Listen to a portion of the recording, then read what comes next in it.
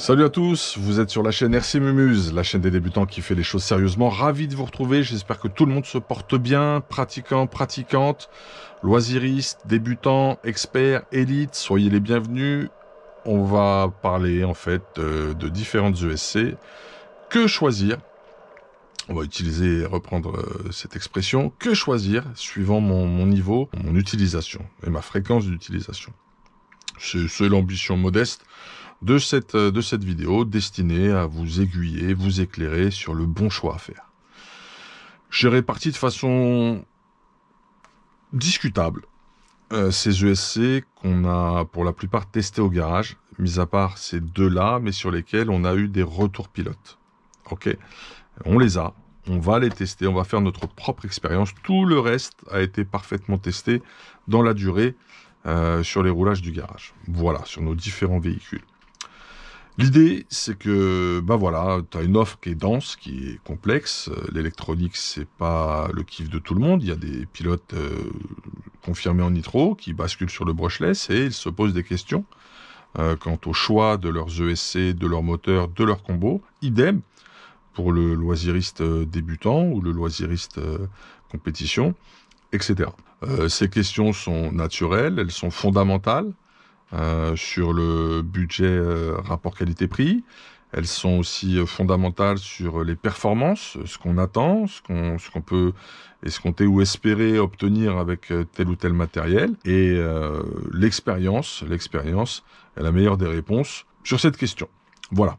Bon, c'est pas facile à aborder, mais on va pas prétendre avoir la science infuse dans cette vidéo, c'est très important. On l'a fait en toute humilité, en se basant sur les expériences personnelles du garage en utilisation et les feedbacks pilotes sur ces différents sujets, que ce soit des managers, des team managers ou des pilotes élites. On va attaquer, tu débutes, ton budget est pas le plus important. Donc ce qui va te donner satisfaction en termes de fiabilité, d'efficacité et de simplicité, c'est la gamme Xeron XR8 SCT XR8+. Peu de paramètres, ça va le faire. Tu vas être bien, suivant que tu partes en sensor ou pas. Assez on-off, sans le câble sensor, ok.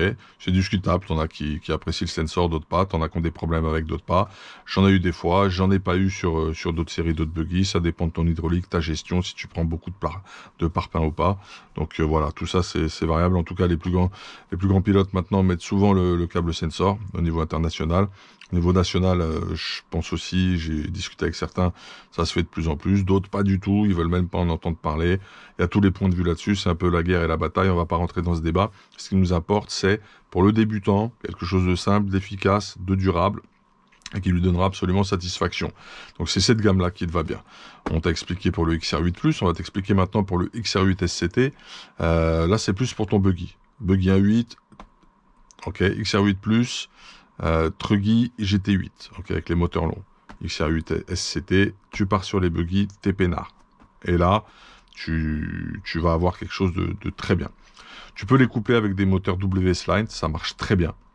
Ok, sauf que le seul paramètre que tu n'auras pas en connectant le câble sensor avec des moteurs WS-Line, c'est le turbo timing, j'ai été précis. Voilà. Il est conseillé quand même de pareiller. C'est-à-dire, personnellement, je préfère mettre les combos en mode vario et moteur de la même marque. Voilà, c'est un choix personnel, puisque tu as accès à tous les paramètres de tes machines, ce qui est normal quelque part. Néanmoins, lorsque tu veux un excellent rapport qualité-prix de chez Rapport Qualité-Prix, les combos faits sur le Vartel Shop avec les moteurs WS-Line en 4068 ou 4074 sont excellents. Voilà, si tu débutes, c'est vraiment l'arme fatale, c'est ce qu'il te faut en compressant bien le budget. Parenthèse fermée sur ces deux premiers variateurs qui sont le must et le best rapport qualité-prix, simplicité, efficacité, que ce soit bien clair. On va rentrer sur une autre gamme qui est devenue excellente maintenant, c'est la gamme Performa avec les contrôleurs P1, 120 et 150 ampères. Alors leur avantage immédiat à eux, c'est que déjà, bon, tu les coupes quoi qu'il arrive avec des moteurs HMX et tu as quelque chose de très souple, sur les gaz et de très souple sur le freinage. Et c'est là qu'ils se démarquent de leurs concurrents en Xerun Hobbywing XR8 SCT et XR8 Plus. Voilà. Niveau prix, ils sont alignés maintenant, tout va bien. Et un des meilleurs feelings du monde, c'était le combo HMX avec un variateur 1.8 Performa HMX. Malheureusement, il y a eu quand même, et c'est notable, tout le monde le reconnaît, des problèmes de fiabilité. Le design était superbe. Mais bon, ça a été retiré de la vente. Il y avait trop de problèmes. J'en ai eu 2 au garage. J'ai eu des problèmes avec les 2. Voilà, ce sont des choses malheureuses. Pourtant, ça fait partie toujours d'un des meilleurs feelings de pilotage qui soit au monde. Et c'est ce dont on a besoin pour s'éclater, prendre du plaisir et progresser. Bref. En tout cas, tu as cette gamme qui est géniale. Mention particulière pour le 150 ampères. Puisqu'il va de 2 à 6S, c'est très polyvalent de ce fait, et en plus très simple à poser. Tu as 3 soudures à faire seulement sur les phases d'automoteur A, B, C. Là tu dois tout souder toi-même, que ce soit à 90 degrés ou à la verticale suivant l'implantation possible sur ton châssis. Ici ce sont des gros plugs avec des tulipes. Il faut surveiller quand même la prise du plug sur le vario, du câble. N'hésite pas à écarter un peu la tulipe. Tu vas voir, hein, c'est tout simple. Tu vois, c'est du plug que tu viens rentrer directement ici. Donc n'hésite pas à écarter des fois les tulipes pour assurer vraiment le maintien optimal. C'est le seul point de vigilance et il est risible sur ce modèle. Le modèle 120 ampères, lui, les câbles sont directement soudés à l'intérieur du variateur. Tout ce que tu as à faire, c'est de mettre ta connectique plus-moins batterie au bout, hein, en connecteur qui va sur la lipo, et tes phases ABC sur le moteur. Voilà. Donc avantage prix, maintenant sympa et attrayant sur la gamme Performa. Souplesse, bien combiné avec leur moteur HMX et le câble sensor. Et feeling de freinage vraiment top, assez exceptionnel. Très bonne gamme également. Peut convenir à des débutants parce que il n'y a pas 50 000 paramètres non plus de réglage. Voilà. On va aller glisser maintenant sur le Orion Vortex R8X qui a un petit peu plus de paramètres, si ce n'est à peine de mémoire. J'ai pas eu de problème avec ce vario, il était monté sur un truggy. Par contre, il est gros, il est costaud, il est balèze. Je le recommande sur des truggy plutôt. Il commence à être difficile à trouver et disponible. Le moteur qui va avec aussi de la gamme Vortex Pro. On n'en voit plus trop maintenant. Il y avait eu des rumeurs de chauffe, etc. Moi, je l'ai mis tout de suite avec un ventilo 40x40. J'ai jamais eu de problème. J'étais très content de ce vario. Il est très simple. Non, en fait, autant pour moi, ça me revient. Il est très simple de programmation et d'utilisation. Voilà. Mais il a une puissance de fou. On est au moins sur du 200 ampères de délivré sur ce vario. On arrive maintenant sur une gamme vraiment typée absolument compétition. Ok. On va parler du top en termes de feeling de puissance et de souplesse. La gamme Maclan avec le M-Max 8R qui est la dernière génération, qui vient de supplanter et de donner fin à la gamme M-Max 8 qui avait un ventilo plastique et pas du tout de grille de protection sur les pales en rotation. Là maintenant, grille de protection carbone, ventilo alu direct de livrer avec.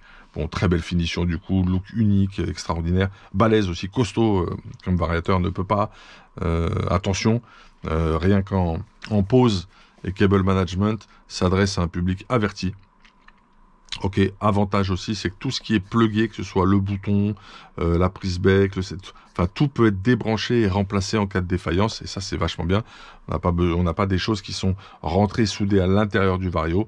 Tout ce qui est connectique, peu importe ce que c'est, peut être remplaçable et donc amovible sur ce M-Max 8R. Donc ça c'est un des coups de cœur du garage. Par contre, énormément de paramètres de réglage, très fin.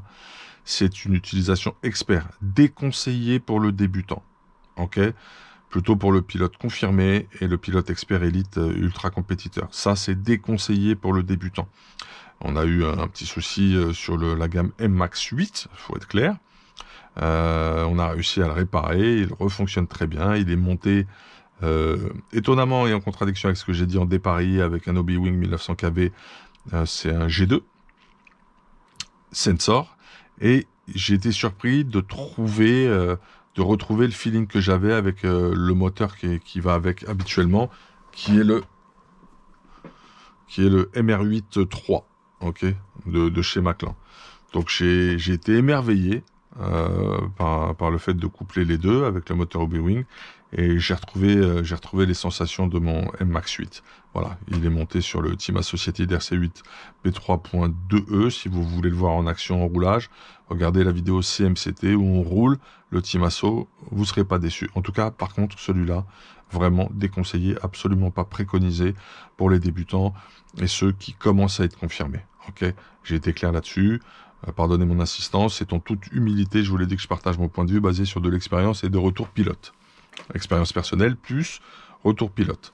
Et puis aussi avec d'autres utilisateurs plus lambda, on a quand même depuis le temps une sorte de sondage d'effectuer à force malgré nous qui nous permet de donner des éléments concrets. La gamme Apsima Revenge est à classer dans le matériel compétition. Ok. Je ne sais pas s'il y a beaucoup de paramètres dessus. Il est monté sur notre châssis MBX8 Eco Team Edition. On doit faire des essais. On a une série de reportages et de vidéos à faire sur le Mugen et sur cette gamme de Vario. Très bonne finition en tout cas. Super joli, que ce soit le moteur ou le Vario. On a hâte d'essayer ça. Les retours qu'on a eu pilote sur ce Vario, c'est puissance et souplesse. À vérifier maintenant avec notre feeling au niveau du garage, mais voilà. Et pas eu d'écho négatif sur la fiabilité. Mais par contre, s'adresse pour moi aux pilotes confirmés et pilotes experts. On arrive maintenant au variateur qui défraie la chronique, qui est la dernière nouveauté en date sortie sur ce premier trimestre 2021. Le XR8 Pro G2 de chez Hobby Wing en gamme Xeron. Xeron, c'est la gamme compétition chez Hobby Wing. Bon bah c'est très simple. Là on est à 200 ampères, on est en 4S exclusivement. Il vient compléter, si je le mets ainsi, toute la gamme Xeron de chez Hobby Wing. Qu'on peut convenir sur un truggy, peut convenir sur un buggy. L'encombrement est assez particulier, il est un peu plus long que le XR8 SCT, moins large qu'un XR8 plus, mais plus large qu'un XR8 SCT. Là, on retrouve des phases et des plugs organisés exactement du même côté au niveau des phases ABC, du plus-moins sur la tranche, comme sur le M-Max 8R. Donc là, on a un variateur qui va pas être facile à mettre en place pour le débutant, sur pas mal de châssis, du fait de la gestion du cable management, donc attention à ça, et vraiment énormément de paramètres de réglage, et ça pose la question suivante, c'est est-ce adapté pour moi débutant? Non, j'insiste là-dessus, c'est un peu la clé de voûte de cette vidéo. Si tu débutes, ne pars pas sur ce type de technologie et de variateur. Il conviendra à un pilote confirmé et un pilote brushless donc aguerri et au pilote expert compétition. Voilà, beaucoup de paramètres. Je vais pas te les citer. On va partir dans les termes techniques et perdre le feeling. Donc attention, vraiment déconseillé. Et puis surtout, on n'a pas passé l'été avec, hein, le baptême du feu, le test des tests, c'est l'été, c'est les hautes températures. On n'a pas encore le recul sur la fiabilité, sur des conditions un peu particulières et qui prennent une bonne partie de nos saisons de roulage, c'est-à-dire le printemps et l'été avec des températures élevées. On ne sait pas encore ce que ça donne là-dessus, donc ce sera à voir et à tester dans la durée. Voilà. Donc, la puissance, la souplesse, l'efficacité, on a des super échos là-dessus. Les gars qui sont pilotes confirmés et experts sont vraiment ravis de l'avoir et émerveillés. Voilà. Attention par contre, ça n'est pas pour les débutants, c'est notre message sur ce produit-là au garage.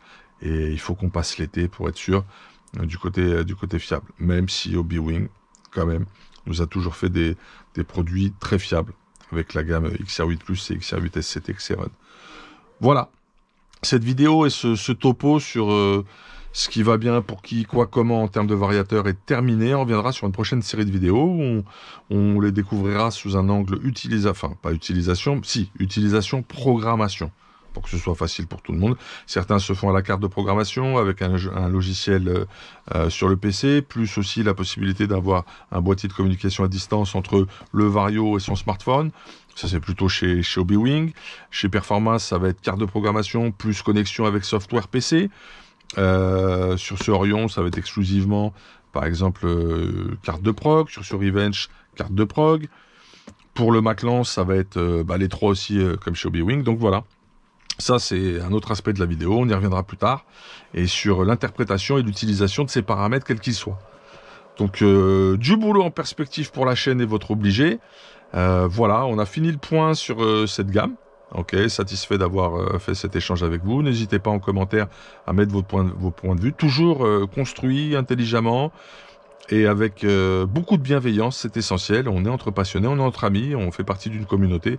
Inutile d'être trop bordé, buté, braqué ou dans l'émotion. Soyons pragmatiques et kiffons tous ensemble. Vous étiez sur la chaîne RC Mumuse, la chaîne des débutants qui fait les choses sérieusement. Big up, hey, à bientôt.